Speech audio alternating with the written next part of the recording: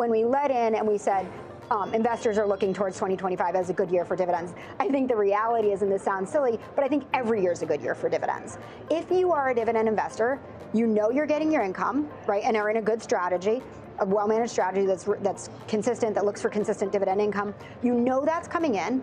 And what's really cool is S&P 500 dividends since like the last 50, 60 years have grown at about 5.7%.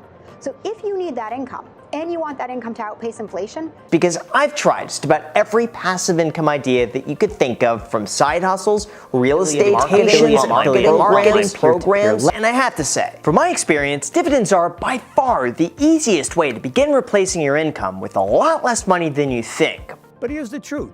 Dividend-paying stocks are the quiet engines of wealth. While everyone's chasing the next hot tech name or a hyped-up AI play, dividend investors are getting paid quarter after quarter, regardless of whether the market's flying or falling.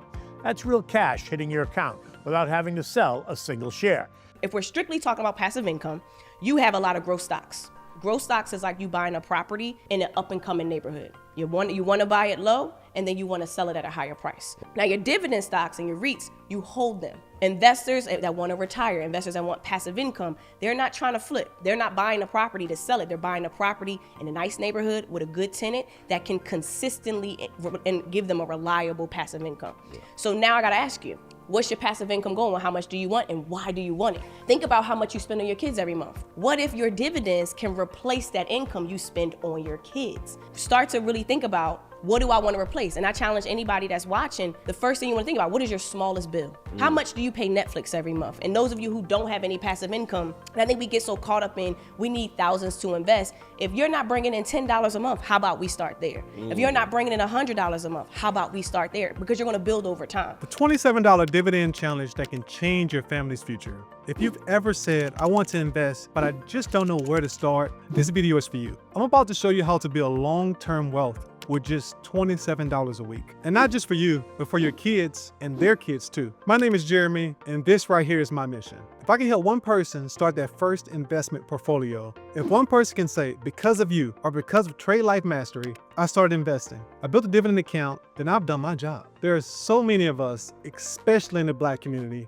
who want to invest. We want to build something. We want to create a legacy, but sometimes we just don't know how. Well, this is how. So let me explain the challenge. We're starting the $27 a week dividend challenge. Every week, we'll buy at least one share of SCHD. It's a solid dividend-paying ETF. It holds stocks like Pepsi, Coca-Cola, Johnson & Johnson, Home Depot, just to name a few. These are companies that have been paying dividends for decades. And SCHD itself, it's been around since 2011, backed by Charles Schwab, and trusted by long-term, income-focused investors. And you're probably wondering, like, why does this matter? What is a dividend? It's simple. It's a payout. These companies pay you money every few months just for owning their stock. Think of it like this. You're buying something that actually pays you. That's what I mean when I say, let your money work for you. Let's break down the numbers and keep it simple. Let's keep it real. You spend $27 on DoorDash or Uber Eats without even thinking twice. But $27 a week in SCHD, would you question that? That's one share a week. You do that for the next 24 weeks this year, you'll have 24 shares. That's $648 invested. If you go a little bit harder, like I plan to do, and buy 4 shares a week, you'll finish the year with 96 shares, nearly $2,600 invested. Just that alone can start paying you $100+ a year just in dividends, just for owning the stock, every year without lifting a finger. After 5 years, that could easily grow into $1,500 a year of passive income. Now here's the snowball effect. It's pretty simple math.